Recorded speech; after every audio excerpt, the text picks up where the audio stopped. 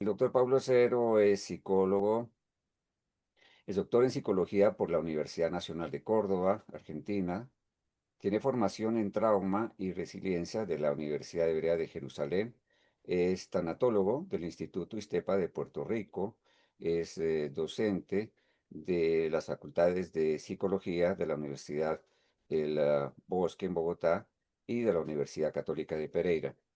Doctor Pablo Acero, muy bienvenido a nuestro foro virtual sobre cuidados paliativos en un tema tan interesante, clave en el tránsito, en el manejo del cuidado paliativo. Muchas gracias, doctor Mario. Un abrazo cordial a todos los colegas. Gracias por el honor de poder participar en esta reflexión tan profunda sobre estos temas tan pertinentes, tan vitales para nuestro país.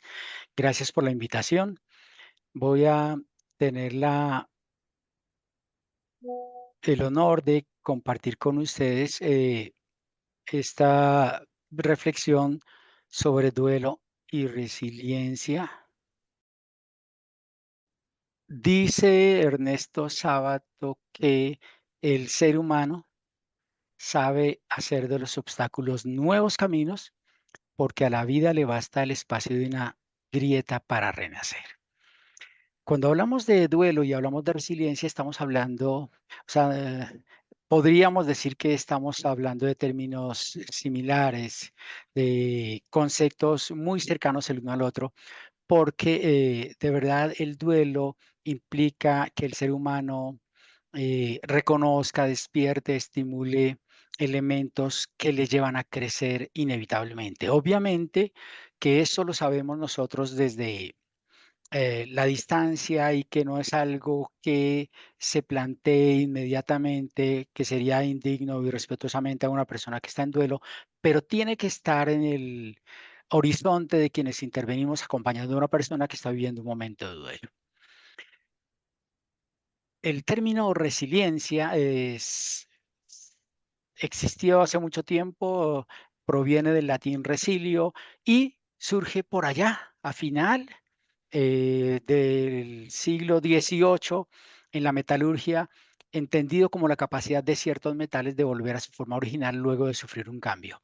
Es decir, lo descubrieron en ingeniería buscando en su momento cómo hacer que las construcciones pudieran tener estructuras mm, más resistentes, sismo resistentes.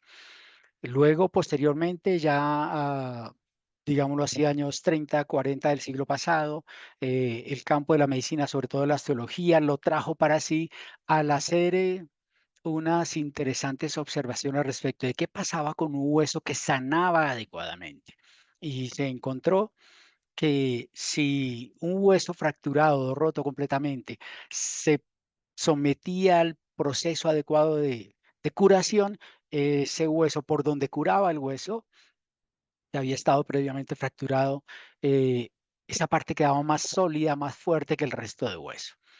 Y desde los años 70, ese concepto de resiliencia se integró a las ciencias humanas, a la psicología, y surgió de manera paralela en unos trabajos investigativos que hicieron Michael Rudder en Inglaterra y Emmy Werner en los Estados Unidos, en los cuales se hizo durante muchos años investigaciones de las que todos quisiéramos hacer un seguimiento en promedio de 20 años a poblaciones vulnerables que por serlo, eh, digamos, se profetizaba, estaba en el horizonte que por ser poblaciones tan difíciles no iban a salir avantes en la sociedad. Y sorprendentemente se encontró en las dos investigaciones que niños muy vulnerables, crecidos, por ejemplo, en escenarios de abandono, de descuido emocional, de circunstancias críticas, tanto económicamente como de acompañamiento, etcétera, podían y se convertían a lo largo de la vida, después del seguimiento de más de 20 años, en personas eh, activas en la sociedad, en personas que aportaban a la sociedad y que jalonaban el progreso de sus familias. Nosotros empezamos a conocer más del término resiliencia, creo que todos nos acordamos, creo que con ocasión de la pandemia. Con ocasión de la pandemia, decimos nosotros, ese término se hizo muy famoso y todavía se usa, creo que con una insana comprensión de lo que realmente es, pero por eso quise hacer esas precisiones. ¿Qué podríamos decir de la definición de ese término de resiliencia, que es la capacidad humana para enfrentarse, sobreponerse y ser fortalecido o transformado por experiencias de adversidad? Es decir, estamos hablando de un recurso que puede existir en cualquiera de los seres humanos y que lo que tenemos que hacer con ese recurso es, primero, que se active, y usualmente esos recursos se activan con una tragedia, con una crisis, pero tiene que además ser estimulado. Estamos hablando también de la capacidad, otra forma de definirlo, del individuo para hacer las cosas bien pese a las circunstancias adversas. Eso implica entonces reconocer que los seres humanos tenemos una capacidad de resistencia y una facultad de construcción positiva aún en medio de circunstancias que pueden poner en riesgo la propia vida del ser humano. Y una tercera definición de la resiliencia es entenderla como la capacidad del ser humano para hacerle frente a las adversidades de la vida, superarlas y ser transformado positivamente por ellas. Y este es un elemento, este último, ser transformado positivamente por ellas, como el elemento que más trabajamos en las ciencias sociales humanas, cuando de trabajar con personas que han vivido pérdidas o que están viviendo pérdidas en cualquier escenario se trata. Ahora bien, hablemos del proceso de duelo. En general, podemos tener una concepción de diversas maneras de los procesos de duelo. Sí quiero hacer algunas precisiones. En primer lugar, el proceso de duelo no es algo a conquistar o superar. Es decir, en general, cuando una persona se enfrenta a una pérdida, no solamente de la vida de un ser querido, sino cualquier tipo de pérdida, la pérdida de la salud, una pérdida económica, etcétera, el duelo no es algo a conquistar o a superar, sino que realmente queremos transmitir que el duelo consiste en que aprendamos a activar justamente los recursos de resiliencia que van a, en primer lugar, ayudarnos a sostener el equilibrio de la salud mental. Lo primero que ocurre cuando una persona está enfrentando un escenario de pérdida es que su salud mental se pone en riesgo. Y entonces, activar los recursos de resiliencia es un aporte para la estabilidad y el fortalecimiento de la salud mental. En segundo lugar, queremos señalar que el duelo es un proceso que invita a gestionar e integrar la experiencia dolorosa como parte de la vida. Vemos, sobre todo en los escenarios de salud, que en algunas condiciones, en algunas situaciones, familiares o el propio paciente no quieren ver o no quieren saber. Y pues cuando uno no quiere ver o no quiere saber, difícilmente integra la experiencia como parte de la vida, difícilmente uno se hace parte de su propio tratamiento o difícilmente uno empieza a elaborar adecuadamente un proceso de duelo. Entonces, lo primero que requiere un proceso de duelo es que las personas reconozcan lo doloroso, lo difícil, lo adverso o lo desbordante de la circunstancia y que una vez lo conozca, decida integrar esa experiencia a su vida, aunque sea una experiencia dolorosa, pero que la decida integrar haciendo plenamente conciencia de que estamos sintiendo esa experiencia es porque somos humanos. La única manera de no estar sintiendo una experiencia difícil, dura, adversa, dolorosa, es que no fuéramos humanos. En tercer lugar, podemos plantear que el duelo es una experiencia que nos lleva inevitablemente a reflexionar en nuestra manera de amar, a reflexionar acerca de nuestra propia humanidad y de nuestra forma de contactarnos con nuestras emociones más profundas. Ese hecho, en muchas ocasiones, de que la familia o el paciente, por ejemplo, con un diagnóstico crónico terminal, no quiera saber de ello, nos hace pensar en que se han puesto en marcha una serie de mecanismos de evasión que alivian el malestar de conocer o tener que tomar decisiones difíciles en algún momento de la vida. Pero, pues, si nosotros no nos damos ese permiso de reflexionar en nuestra humanidad y que el duelo es una evidencia que estamos amando porque estamos vinculados a alguien, no haremos duelo si no tenemos un vínculo con lo que estamos perdiendo.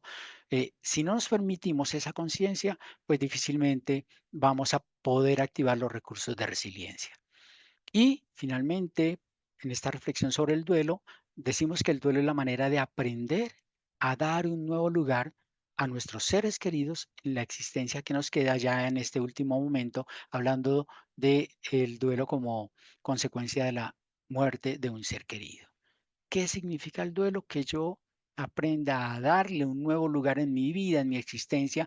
Por eso en tanatología decimos que necesariamente un duelo no implica o no conduce a olvidar, sino que al contrario, un buen proceso de duelo tiene el objetivo de aprender a recordar, de hablar, de poder poner en palabras esa experiencia ya de una manera, ya no de una manera quejosa, dolorosa o de víctima, sino en condición de eh, crecimiento, de activación de los recursos que nos permiten crecer como seres humanos.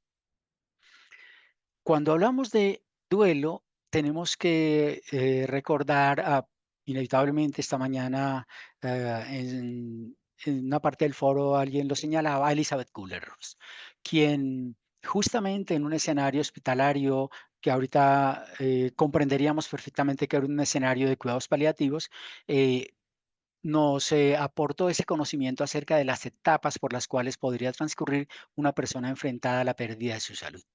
Pero mm, quienes trabajamos en duelo hemos tenido que reconocer que en algún momento y para algunas áreas de la vida el modelo de Elizabeth Kubler-Ross se quedó corto y sobre todo se quedó corto porque en su momento ese modelo implicaba concebir al paciente como un ser pasivo, como un ser que simplemente tenía que esperar a que lo que era la experiencia de la vida dolorosa que estaba viviendo transcurriera.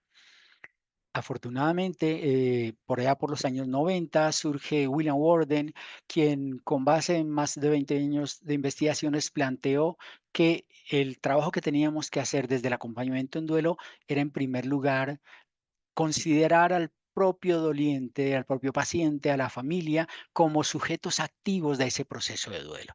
Y entonces él propone el término tareas, algo que debe hacerse a veces sin que haya un momento específico, pero debe ser hecho para poder gestionar adecuadamente el duelo.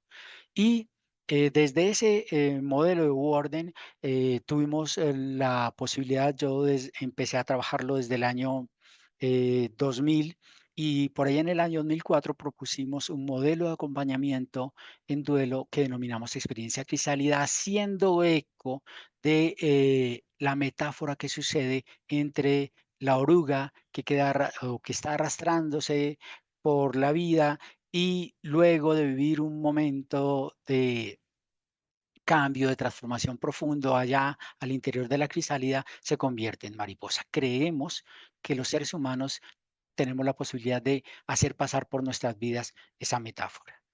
Y entonces decimos en ese sentido que la forma de hacer, de llevar a cabo, de trabajar las tareas del duelo implica empezar por procesar las emociones asociadas a la pérdida. No se puede realizar un proceso de duelo si no nos contactamos con nuestras emociones.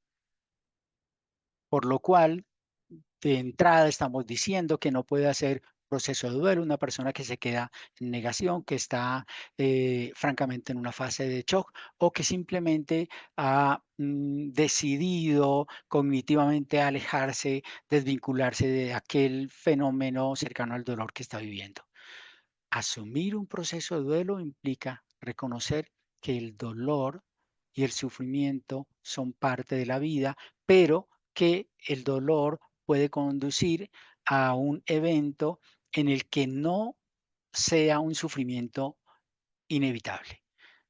Estoy hablando aquí de aquella propuesta de Víctor Frankl que señala que hay unos sufrimientos que son evitables y unos que son inevitables. Y señala que los inevitables son aquellos que son parte de la vida, como por ejemplo una enfermedad, pero que hay muchos sufrimientos que son evitables producto de, de nuestra gestión, de nuestra acogida, a aquello que nos pone la vida por delante. Entonces la gran primer tarea del duelo es que nosotros reconozcamos qué emociones está trayendo a nuestra vida este evento doloroso y que entendamos que cada una de esas emociones Aquí hago un paréntesis para una vez más recalcar que no podemos hablar específicamente, técnicamente, de que haya emociones positivas o negativas, sino que tenemos que reconocer que las emociones son humanas y siempre cumplen un fin, tienen un propósito y lo que nosotros tenemos que hacer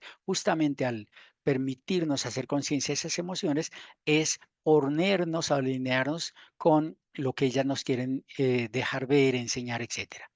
Entonces, procesar las emociones asociadas a la pérdida implica poder ponerle nombre a lo que estamos sintiendo, implica poder identificar exactamente cuál es la circunstancia de la vida que nos genera esas emociones, implica hacer conciencia de nuestra posición o evasiva o de afrontamiento respecto a esas emociones. Finalmente implica que nosotros nos demos el espacio para expresarlas por la vía más sana que podamos. Procesar esas emociones nos debe llevar entonces a una segunda tarea que es afrontar la realidad. Y afrontar la realidad significa que ustedes y yo asumamos e integremos a nuestra vida lo que nos está ocurriendo. Y lo que nos está ocurriendo es parte de la vida. Nosotros, lamentablemente, en nuestra cultura, desde muy pequeños recibimos aquella mala enseñanza, digo yo, del ciclo de la vida, que hace que los duelos duelan más de lo que deberían doler. ¿Por qué hablo de esto? Porque nos enseñaron, muchos de nosotros hemos aprendido y lo repetimos de esa manera, que realmente los seres humanos pasamos por aquello que nos enseñaron en biología del ciclo de la vida. ¿Cuál ciclo de la vida? Acuérdense, nacer, crecer, reproducirse y morir. Pues repetir eso acríticamente, que el ciclo de la vida es nacer, crecer, reproducirse y morir, nos fue dejando aquí marcado indeleblemente que las personas que morían eran las que estaban al final del ciclo de la vida.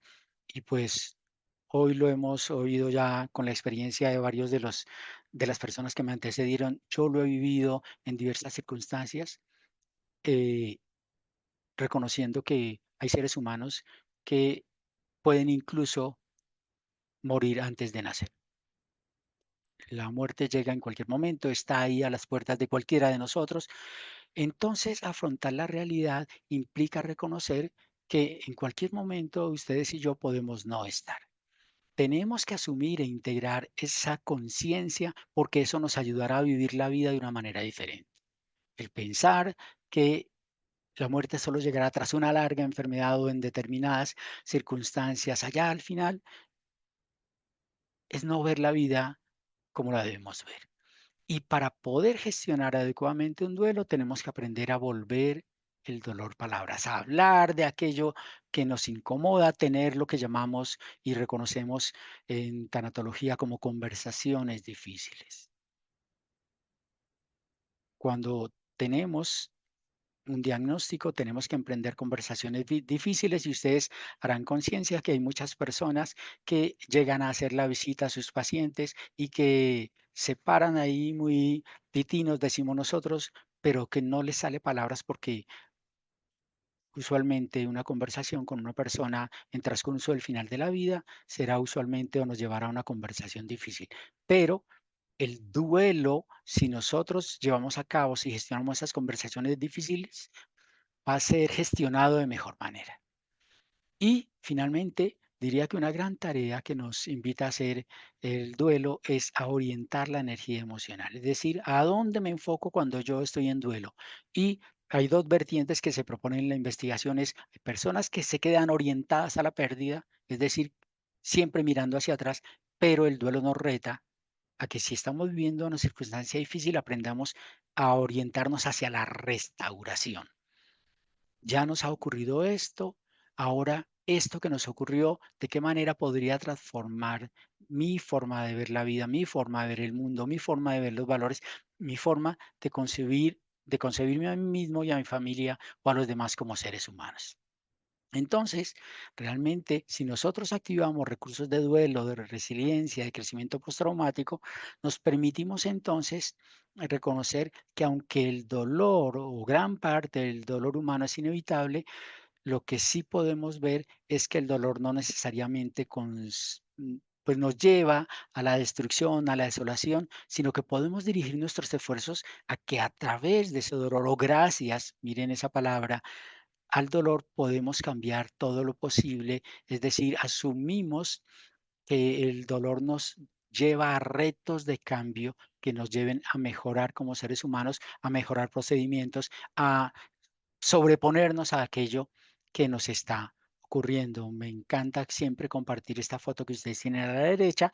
Es Terry Fox, una persona a quien justamente muy joven por un cáncer tienen que amputarle una pierna y con esa pierna amputada, miren ustedes la foto de la izquierda con una prótesis justamente por allá de los años 70, decide recorrer toda Canadá recogiendo fondos para investigar sobre el cáncer y da un ejemplo de humanidad, de altruismo, a partir de justamente un dolor que le había ocurrido. Boris Cyrulnik, a quien se reconoce en algunos entornos como el psiquiatra de la esperanza, nos hace pensar que una infelicidad no es nunca maravillosa, que tal vez en los primeros momentos es un fango helado, un todo negro, una escara de dolor que nos obliga a hacer una elección, someternos o sobreponernos a aquello que nos está ocurriendo. La de resiliencia, dice Cyrulnik, define el resorte de aquellos que luego de recibir un golpe pudieron superarlo o esa palabra tan maravillosa cuando hablamos de un ser humano viendo al dolor de frente, trascenderlo. ¿Cómo se trasciende el dolor? La invitación es siempre en compañía. Por eso invitamos a las personas que estén viviendo un evento doloroso, que no se aíslen, que es la tendencia natural del ser humano, porque aislarse significa ponernos en mayor sensibilidad a experimentar el dolor. Nadie, también lo decimos en tanatología, nadie debería por eso morir solo. Todos deberíamos tener la posibilidad de estar acompañados en un momento crítico, pero los primeros que tenemos que hacer esa conciencia es tal vez los que estamos pasando directamente por el dolor, es decir, es un ejercicio que hay que hacer con los pacientes. En algún momento tuvimos la oportunidad de hacer un ejercicio, eh, entonces en la llamada Clínica San Pedro Claver aquí en Bogotá, en la cual antes de que las familias de los pacientes que estaban en cuidados paliativos ingresaran a la visita, teníamos la posibilidad de reflexionar un poquito y prepararlos de alguna manera para la visita. Y la gran preparación para esa visita era invitarles a pensar, ¿para qué íbamos a visitar a una persona que estaba en el transcurso final de la vida? Y qué bonito hacerles hacer conciencia, ayudarles a hacer conciencia que esas visitas tenían un valor es porque todo personal, todo familiar, toda persona que se acerca a un enfermo puede ser potencialmente parte de la medicina o por lo menos del consuelo para que esa persona no esté en silencio y en soledad. Aquí en la foto de la derecha, algunos de los libros que he tenido la oportunidad de escribir que invitan a la reflexión sobre la resiliencia como un recurso para sobreponernos a los momentos difíciles, duros que nos trae la vida, pero que son parte de la vida. Dejo hasta aquí, muy amables y muchas gracias.